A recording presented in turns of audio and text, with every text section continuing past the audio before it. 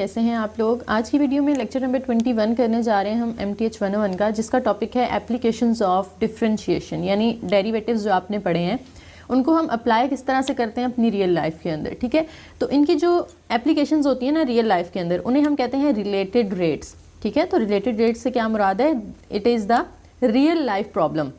कोई भी real life problem होगी तो उसको हम रिलेटेड रेट कहते हैं।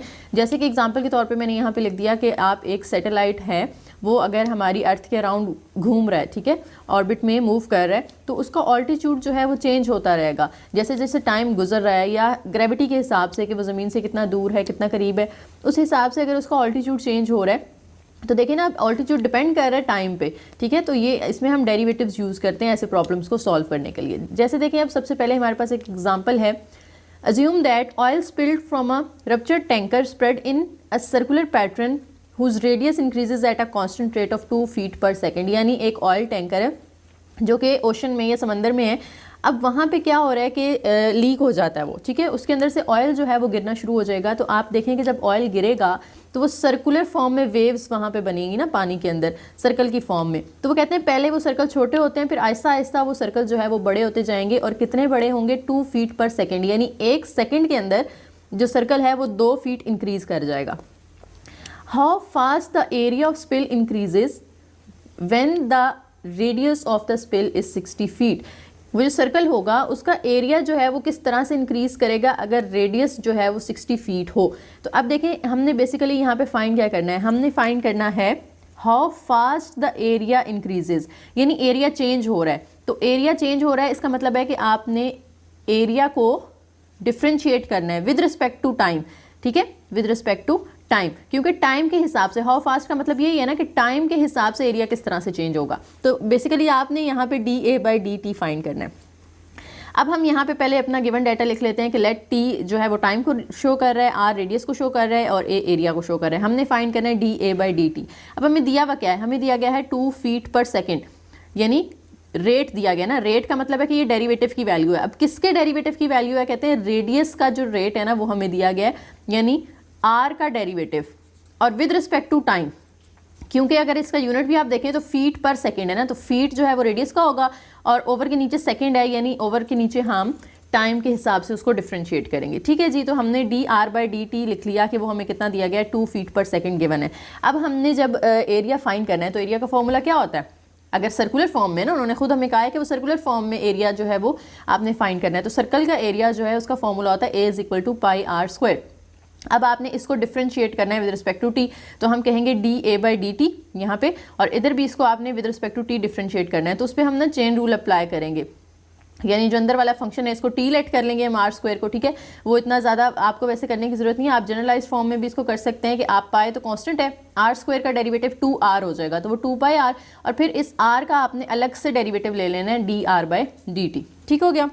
अब इसमें आपने वैल्यूज पुट कर देनी है जो कि हमें दी हुई थी कि जो रेडियस ऑफ द स्पिल है वो कितना है, 60 फीट है। तो इसमें जो ये रेडियस है r, उसकी जगह आपने 60 पुट कर दिया, 2π तो एज इट इज़ रहेगा, और dR/dt हमने लिखा था कि हमारे पास 2 है, तो हमने इसकी जगह 2 पुट कर दिया। इन सारी वैल्यूज़ को आप मल्टीप्लाई करें, 2 6 are 12, 12 2 are 24, तो ये 240, ये पाए जो है वो एज इट इज़ 240 पाए। अब एरिया जो है वो किस में होता है, फीट स्क्वायर में होगा ना।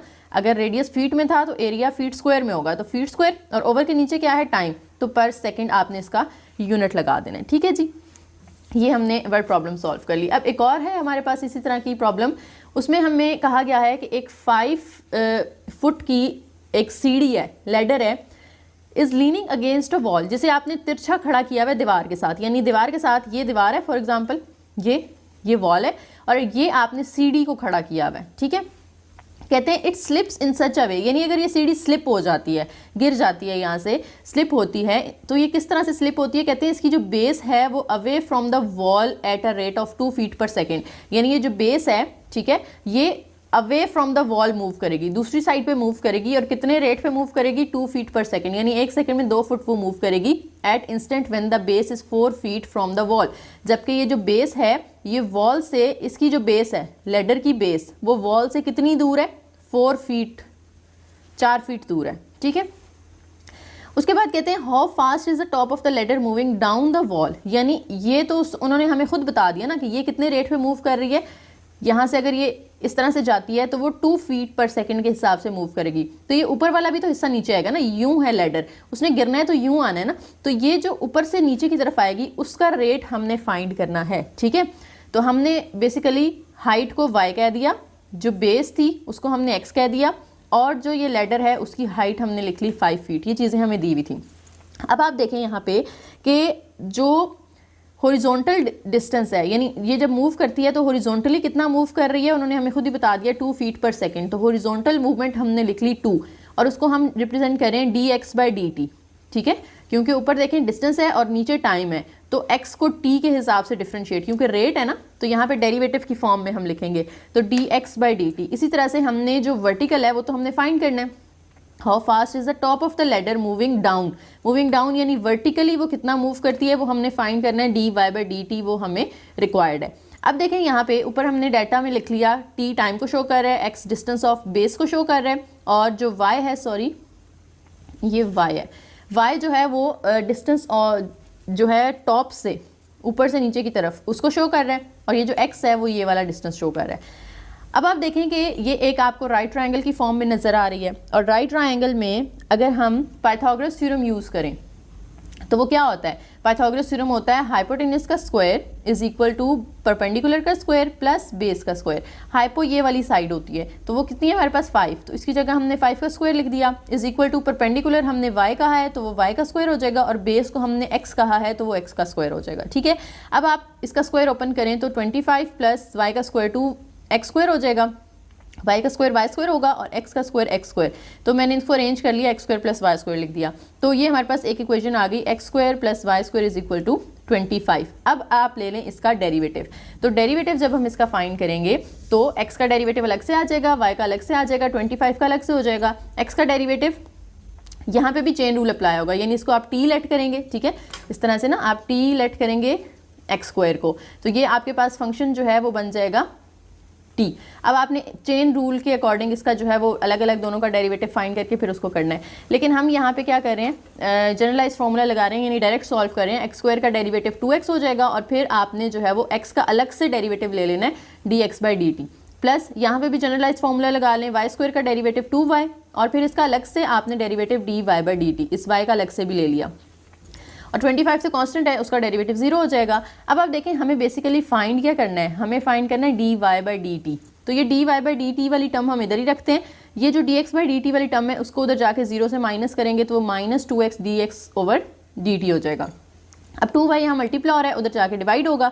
ठीक है, और बाकी एज इट इज़। अब यहाँ पे देखें तो dx/dt की वैल्यू हमने पुट कर दी जो हमने क्वेश्चन में पहले लिखी थी, dx/dt हमने कितना लिखा हुआ था, 2 लिखा हुआ था, तो हमने dx/dt की जगह 2 पुट कर दिया। अब यहाँ पे देखें तो ये 2 और 2 या ऊपर नीचे कट कर दें, 2 2 आपस में कट हो जाएंगे, तो -2x/y बचा हमारे पास। ठीक है, अब हमने x की वैल्यू पुट करनी है। देखें हमें उन्होंने ऊपर बताया था ना, base is 4 feet, base 4 foot है, यानी बेस हमारे पास क्या है, x है, तो x जो है वो हमारे पास 4 है।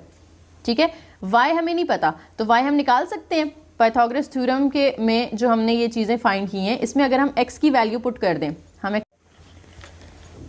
जब यहाँ पे आप 4 पुट करेंगे, x का स्क्वायर है ना, तो ये 4 का स्क्वायर हो जाएगा, y का स्क्वायर एज इट इज़, और ये 25 भी एज इट इज़। अब 4 का स्क्वायर ओपन करें तो 16 यहाँ जाके माइनस होगा तो 9 आ जाएगा, और 9 का जब हम स्क्वायर रूट ओपन करते हैं यहाँ पे अंडर रूट ले लें दोनों साइड पे ताकि स्क्वायर खत्म हो जाए, तो इधर तो स्क्वायर कट हो जाएगा, और 9 जो है वो 3 का अंडर रूट होता है, तो y इज इक्वल टू हमारे पास आ गया 3, तो x इज इक्वल टू 4 था, तो y क्या आ गया हमारे पास 3 आ गया। अब हमने ये x और y को इस जो हमारा आंसर आया ना x और y की फॉर्म में यहाँ पुट कर देना है, 2 एज इट इज़, x की जगह 4, y की जगह 3, तो ये 2 4s are -8/3, और इसका यूनिट क्या होगा, y जो है वो फीट के अंदर है, और नीचे जो टाइम है वो हमारा सेकंड के अंदर है, तो फीट पर सेकंड इसका यूनिट लगा देना आपने। ठीक है जी, ये हमारी कुछ एप्लीकेशंस थी डेरिवेटिव्स की।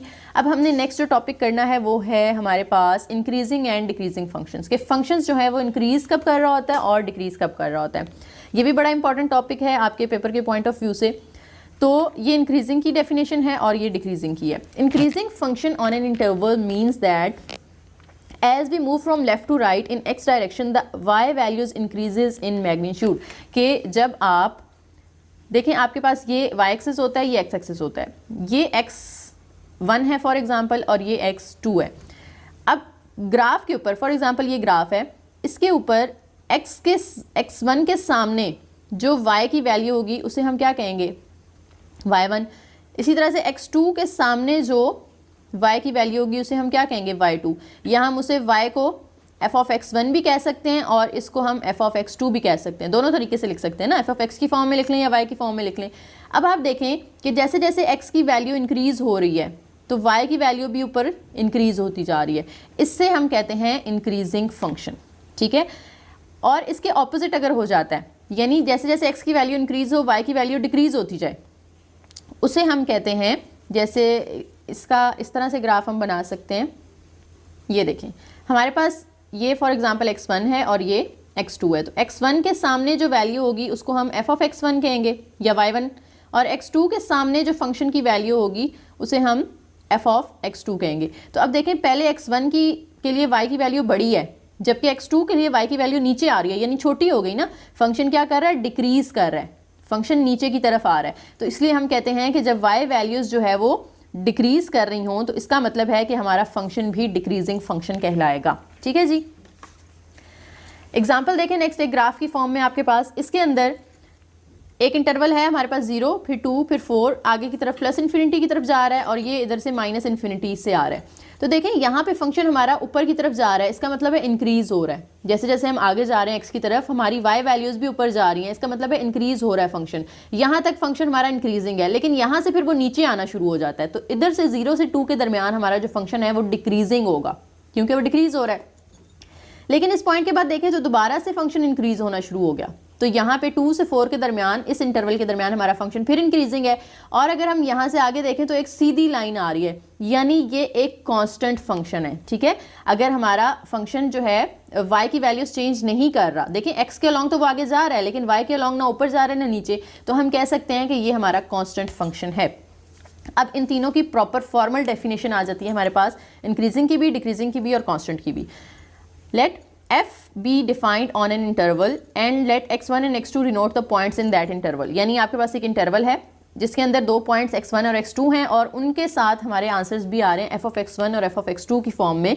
तो f जो है वो इंक्रीजिंग कब कहलाएगा, अगर f of x1 is less than f of x2 whenever x1 is less than x2। देखें ये नीचे ग्राफ आपको नजर आ रहा है, यहाँ पे x1 जो है वो पीछे है ना, यानी फॉर एग्जाम्पल यहाँ पे 0 है, यहाँ 1 है, यहाँ 2 है, फिर 3 है, फिर 4 है। तो x1 की वैल्यू छोटी है और x2 की वैल्यू बड़ी है, तो हम ये ठीक कह रहे हैं कि x1 is less than x2। तो x1 के सामने जो y की वैल्यू है f ऑफ x1 और x2 के सामने जो y की वैल्यू है f ऑफ x2, तो देखें यहाँ पे भी मैं अगर आपको लिख के दिखाऊँ 1 2 3, यहाँ पे आ जाए 4, फिर यहाँ पे आ जाए 5 और यहाँ पे 6, तो देखें f ऑफ x1 की वैल्यू भी छोटी है क्योंकि नीचे आ रही है और f ऑफ x2 की वैल्यू बड़ी है क्योंकि ऊपर आ रही है। तो अगर x1 x2 से छोटा है तो f ऑफ x1 भी f ऑफ x2 से छोटा है। तो इसे हम इस तरह से लिखेंगे कि x1 is less than x2 और f of x1 is less than f of x2, तो फंक्शन इंक्रीजिंग होगा। लेकिन अगर x1 is less than x2, sorry यहाँ पे लेस देन कर लें इसको, अगर x1 की वैल्यू x2 से छोटी है लेकिन f ऑफ x1 की वैल्यू f ऑफ x2 से बड़ी हो जाती है, जैसे इस ग्राफ में आप देखें x1 पीछे आ रहा है और x2 आगे है, यानी x1 छोटा और x2 बड़ा है, लेकिन x1 के सामने जो वैल्यू है वो ऊपर है और जो x2 के सामने वैल्यू है वो नीचे है, यानी ये बड़ी वैल्यू है, x1 वाली वैल्यू बड़ी है, f ऑफ x1 ग्रेटर है f ऑफ x2 से। तो ऐसे फंक्शन को हम कहते हैं डिक्रीजिंग फंक्शन, ठीक है। और इस ग्राफ में अगर आप देखें तो x1 जो है वो x2 से छोटा है, लेकिन इसकी भी वैल्यू जो है वो सेम आ रही है y की और इसकी भी वैल्यू भी सेम पॉइंट पे आ रही है y की, यानी f ऑफ x1 और f ऑफ x2 दोनों एक ही पॉइंट पे आ रहे हैं, दोनों इक्वल हैं। तो ऐसे फंक्शन को हम कहते हैं कांस्टेंट फंक्शन, ठीक है जी। ये इंपॉर्टेंट है, ये आप लोगों के MCQs में बहुत ज़्यादा पूछी जाती हैं, तो इनको अच्छे से आपने याद करना है। अब इस ग्राफ को ना हम टेंजेंट लाइन के हिसाब से भी देख लेते हैं। देखें जो इंक्रीजिंग फंक्शन होता है उसके अगर टेंजेंट लाइन हम ड्रॉ करते हैं ना तो उसकी स्लोप हमेशा पॉजिटिव होती है, ये आपने याद रखना है। क्योंकि आप क्या करते हैं, स्लोप का फॉर्मूला क्या होता है, y2 minus y1 over x2 minus x1। तो y2 बड़ा है ना और x2 छोटा है, तो बड़े में से जब आप छोटा नंबर माइनस करेंगे तो ऑब्वियसली आपका पॉजिटिव आंसर आएगा। लेकिन यहाँ पे अगर फंक्शन डिक्रीजिंग है तो अब y2 माइनस y1 करेंगे तो अब देखें y2 छोटा है ठीक है, और y1 बड़ा है तो छोटी में से जब बड़ी वैल्यू माइनस होती है, जैसे छोटी में से बड़ी वैल्यू माइनस करें तो हमारा नेगेटिव आंसर आता है, इसलिए जो टेंजेंट लाइन की स्लोप होगी वो क्या होगी, हमेशा नेगेटिव होगी फॉर डिक्रीजिंग फंक्शन। और ये जो फंक्शन है इसके लिए हमारी जो टेंजेंट लाइन है वो क्या होगी, जीरो होगी। ये हमने पहले भी पढ़ा हुआ है, हॉरिजॉन्टल लाइंस के लिए हमेशा टेंजेंट लाइन क्या होती है, जीरो होती है। क्यों जीरो होती है, क्योंकि देखिए y की वैल्यू सेम है, जो y1 की वैल्यू है वही y2 की वैल्यू है, तो सेम वैल्यूज माइनस होंगी ना। अगर दोनों की वैल्यू 3 है तो 3 - 3 0, 0 के साथ नीचे x की कोई भी वैल्यू डिवाइड हो रही हो तो आंसर हमारा 0 ही होता है। ठीक है, तो ये MCQ इस तरह से भी आ सकता है आपका कि हॉरिजॉन्टल लाइंस के लिए टेंजेंट की जो स्लोप है वो क्या होती है, हमेशा 0 होती है। नेक्स्ट हमारे पास एक और थ्योरम है डेरिवेटिव से रिलेटेड कि अगर आपके पास एक फंक्शन है f और वो कॉन्टिन्यूस है on a closed interval a b and differentiable है on an open interval a b, तो उसका अगर डेरिवेटिव आप निकालते हैं और अगर डेरिवेटिव पॉजिटिव आता है, पॉजिटिव का मतलब है ग्रेटर देन 0 आता है, तो फंक्शन इंक्रीजिंग होगा। अगर डेरिवेटिव का आंसर हमारा लेस देन 0 आ रहा है यानी नेगेटिव आंसर आ रहा है तो फंक्शन डिक्रीजिंग होगा। और अगर आंसर हमारा इक्वल टू 0 आ जाता है यानी डेरिवेटिव हम लेते हैं तो आंसर 0 आ रहा है, इसका मतलब है हमारा फंक्शन कांस्टेंट होगा। तो पीछे हमने जो इंक्रीजिंग डिक्रीजिंग और कांस्टेंट ग्राफ के हिसाब से पढ़ा था, अब हम डेरिवेटिव के हिसाब से पढ़ें कि डेरिवेटिव लेके भी आप चेक कर सकते हैं कि आपका फंक्शन इंक्रीजिंग है या डिक्रीजिंग है। जैसे नीचे आपको एग्जांपल दी गई है कि find intervals on which function is decreasing और इंक्रीजिंग। आपने बताना है कि फंक्शन इंक्रीजिंग कहाँ पे है और डिक्रीजिंग कहाँ पे है, वो इंटरवल्स बताने हैं आपने। तो हमने ऊपर क्या देखा, हमने डेरिवेटिव निकालना है ना, तो हमने सिंपल क्या करना है, इस फंक्शन का डेरिवेटिव फाइंड कर लेना। तो वो अगर पॉजिटिव नेगेटिव आएगा तो उस हिसाब से हम बता देंगे कि फंक्शन डिक्रीजिंग है या इंक्रीजिंग है। देखें अब हमारे पास f ऑफ x है जो कि इक्वल है x² - 4x + 3। जब आप इसका डेरिवेटिव लेंगे तो x² का derivative 2x, 4 as it is, और x का डेरिवेटिव 1 हो जाएगा और 3 कांस्टेंट है तो उसका डेरिवेटिव 0 हो जाएगा। तो 2x - 4 हमारे पास डेरिवेटिव आ गया। अब हमने जो है एक लिमिट मतलब सेट करनी है कि एक वो पॉइंट फाइंड करना है जिस पॉइंट से एक साइड पे फंक्शन डिक्रीजिंग हो और दूसरी साइड पे इंक्रीजिंग हो। बेसिकली हमने फाइंड करना है इंटरवल, ठीक है, वो इंटरवल फाइंड करना है। तो इंटरवल के लिए हमें ना यहाँ से x की वैल्यू निकालनी पड़ेगी। x की वैल्यू निकालने के लिए हम डेरिवेटिव को पुट करते हैं इक्वल टू 0। अगर हम डेरिवेटिव को इक्वल टू 0 पुट कर रहे हैं तो ये जो डेरिवेटिव की वैल्यू है उसको भी हम इक्वल टू 0 रखेंगे ना, यानी इस f' की जगह आपने 2x - 4 पुट कर देना है। ये अब यहाँ से 4 दूसरी साइड पे जाके प्लस हो जाएगा और 2 यहाँ पे मल्टीप्लाई हो रहा है, उधर जाके डिवाइड होगा, तो x की वैल्यू हमारे पास क्या आ गई, 2 आ गई। यानी 2 ऐसा पॉइंट है जहाँ से एक साइड पे फंक्शन इंक्रीजिंग होगा और दूसरी साइड पे फंक्शन डिक्रीजिंग होगा। यानी ये नंबर लाइन है फॉर एग्जाम्पल, और यहाँ पे हमारे पास ओरिजिन होता है ना 0, यहाँ 1 है और यहाँ 2 है। इस पॉइंट से अगर हम पीछे की तरफ आते हैं तो छोटी वैल्यूज आ रही है ना, फॉर एग्जांपल 1 है तो यहाँ 1 पुट करके देखें क्या आंसर आएगा आपका, 2 × 1 - 4, तो ये क्या आ जाएगा 2 - 4, तो हमारा आंसर क्या आ रहा है -2, यानी नेगेटिव आंसर आ रहा है ना, डेरिवेटिव का आंसर नेगेटिव आ रहा है यानी लेस देन 0 आ रहा है, तो हमारा फंक्शन डिक्रीजिंग है। यानी अगर हम इस साइड पे मूव करते जाएंगे तो हमारा फंक्शन डिक्रीजिंग फंक्शन होगा। लेकिन अगर हम इस साइड पे जाते हैं 2 से आगे की तरफ जाएं तो यहाँ पे क्या आएगा 3 आएगा, तो इसके अंदर 3 पुट करके देख लें, 2 × 3 - 4, तो 6 - 4। अब हमारा आंसर पॉजिटिव आ रहा है यानी ग्रेटर देन 0 आ रहा है, तो ग्रेटर देन 0 का मतलब है फंक्शन इज इंक्रीजिंग। तो हम कहेंगे कि इस इधर से -∞ से लेकर 2 तक, -∞ से लेकर 2 तक हमारा फंक्शन जो है वो लेस देन 0 आंसर दे रहा है, तो यहाँ पे इस इंटरवल पे ये फंक्शन डिक्रीजिंग है। और फिर 2 से आगे +∞ की तरफ अगर हम जाएं, 2 से +∞ तक हमारा फंक्शन हमें डेरिवेटिव का पॉजिटिव आंसर दे रहा है, यानी हमारा जो डेरिवेटिव है वो ग्रेटर देन 0 आ रहा है। इसका मतलब है कि इससे आगे जो है वो फंक्शन हमारा इंक्रीजिंग होगा, ठीक है। और इसका ग्राफ जो है वो इस तरह का उन्होंने बता दिया कि बन रहा है, क्योंकि देखिए पॉइंट 2 है ना, इस 2 के हिसाब से इससे पीछे की तरफ अगर हम आ रहे हैं तो हमारा फंक्शन जो है वो क्या है, डिक्रीजिंग है, और इस तरफ जा रहे हैं तो इंक्रीजिंग फंक्शन है। नेक्स्ट हमारे पास कुछ डेफिनेशन है। Let f be differentiable on an interval, कि आपका फंक्शन जो है वो डिफरेंशिएबल है तो उसका ग्राफ जो है ना वो 2 तरह से बन सकता है, अगर वो इंक्रीजिंग फंक्शन है या डिक्रीजिंग फंक्शन है। अगर वो इंक्रीजिंग है ना तो उसका ग्राफ इस तरह से बनेगा, कनकेव अप, इसको हम कहते हैं कनकेव अप, ठीक है। f is called concave up on interval if f is increasing on the interval. अगर आपका ग्राफ इंक्रीजिंग है तो उसका फंक्शन इंक्रीजिंग है तो उसका ग्राफ कनकेव अप बनेगा, और अगर आपका फंक्शन जो है वो डिक्रीजिंग है उस इंटरवल पे तो कनकेव डाउन, यानी इस तरह से आपने बना देना है, सेमी सर्कल उल्टी साइड पे और ये सीधी साइड पे ऊपर की तरफ, इसे हम कनकेव डाउन कहते हैं। और ये होता है डिक्रीजिंग फंक्शन के लिए, ठीक है, और इसे हम कहते हैं कनकेव अप जो कि इंक्रीजिंग फंक्शंस के लिए होता है। अब यहाँ पे अगर हम टेंजेंट लाइन की बात करते हैं ना, तो इसमें जो स्लोप ऑफ टेंजेंट लाइन है वो नेगेटिव होगी, यानी वो डिक्रीज़ करेगी, और इसमें जो स्लोप होगी टेंजेंट लाइन की वो इंक्रीज़ करेगी यानी पॉजिटिव होगी। तो यहाँ से हम ये भी निकाल सकते हैं रिजल्ट कि इंक्रीजिंग फंक्शन के अंदर स्लोप ऑफ टेंजेंट भी इंक्रीज़ कर रही होती है और डिक्रीजिंग फंक्शन के अंदर स्लोप ऑफ टेंजेंट भी डिक्रीज़ कर रही होती है। अब नेक्स्ट एग्जांपल है हमारे पास, find interval on which f of x is concave up और कनकेव डाउन। आपने इसका इंटरवल फाइंड करना है कि किस इंटरवल पे हमारा जो ग्राफ है वो कनकेव अप होगा या कनकेव डाउन होगा। तो देखिए f of x is equal to, ये हमें फंक्शन दिया गया है। अब हमने क्या करना है, कनकेव अप और कनकेव डाउन पता चलाने के लिए हमें पहले तो ये पता चलाना पड़ेगा ना कि फंक्शन इंक्रीजिंग है या डिक्रीजिंग है। और इंक्रीजिंग डिक्रीजिंग कैसे पता चलता है, डेरिवेटिव से पता चलता है। तो डेरिवेटिव लें आप, डेरिवेटिव हम यहाँ से लेते हैं तो हमारे पास आंसर क्या आता है इसका 2x - 4, यानी इसका 2x आ जाएगा, इसका -4 आ जाएगा। ठीक है, अगर आप इसका एक दफ़ा और डेरिवेटिव ले लेते हैं, यानी आप डबल डेरिवेटिव ले लें, तो वो हमारे पास f'(x) आ जाएगा, उसका आंसर क्या आ रहा है 2 आ रहा है। तो इसको देख के हमें पता चल रहा है कि हमारा आंसर ग्रेटर देन 0 है। ठीक है, तो अब हम कह सकते हैं कि हमारा ग्राफ जो है वो कनकेव अप होगा, क्योंकि ग्रेटर देन 0 जब आंसर होता है, पॉजिटिव आंसर होता है, तो फंक्शन इंक्रीजिंग होता है, इसलिए हमारा ग्राफ कनकेव अप होगा। ठीक है, और इंटरवल उसका -∞ से +∞ तक, यानी सारे रियल नंबर्स होंगे, क्योंकि यहाँ से हम x की कोई वैल्यू नहीं निकाल सकते ना, x तो ख़त्म हो गया। जैसे हमने पिछले क्वेश्चन में किया था x की वैल्यू निकाल ली थी, तो यहाँ पे हम x की वैल्यू नहीं निकाल सकते, इसको 0 पुट करके हम x की वैल्यू निकाल नहीं सकते। इसलिए यहाँ पे हम कहते हैं कि वो ओवरऑल पूरी जो डोमेन है उसके अंदर कनकेव अप होगा।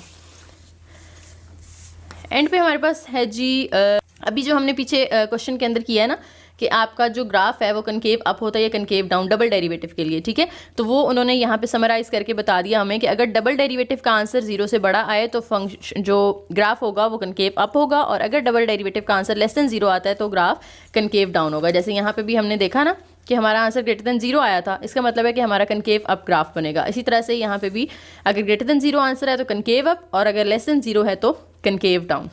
अब इसमें आपने दो चीज़ें पढ़ी हैं, एक हमने सिंगल डेरिवेटिव वाला पढ़ा f'(x) वाला, और एक f'(x) वाला पढ़ा। सिंगल के अंदर हमने कहा था अगर ग्रेटर देन 0 हो तो इंक्रीजिंग फंक्शन है, लेस देन 0 हो तो डिक्रीजिंग फंक्शन है। ठीक है, और अगर इक्वल टू 0 आ जाए तो कांस्टेंट फंक्शन है। और डबल डेरिवेटिव में हमने पढ़ा कि अगर ग्रेटर देन 0 हो तो कनकेव अप होगा ग्राफ हमारा, और अगर ये लेस देन 0 होता है तो हमारा ग्राफ कनकेव डाउन होगा। ठीक है जी, तो ये आपकी एक इम्पॉर्टेंट MCQ के हिसाब से आपने इसको तैयार करना है। तो ये हमारा था लेक्चर नंबर 21, और उम्मीद है मुझे कि आपको समझ आ गई होगी सारी। और अगर फिर भी कोई पॉइंट है जो कंफ्यूज कर रहा है तो कमेंट सेक्शन में आप पूछ सकते हैं। टाइम स्पैम लाजमी मेंशन कर दिया करें ताकि आप लोगों को रिप्लाई करना आसान हो। वीडियो पसंद आई हो तो लाइक करें, शेयर करें, चैनल को सब्सक्राइब करें और कमेंट लाजमी करके जाइएगा। Thank you.